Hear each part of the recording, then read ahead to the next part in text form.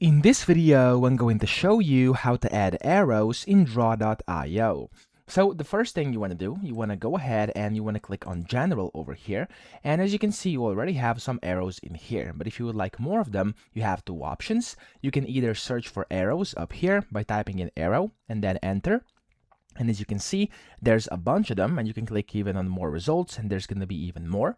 And you can just drag and drop them, or just click on them, and they're going to get popped up on the board over here. You can then customize them the way you want to.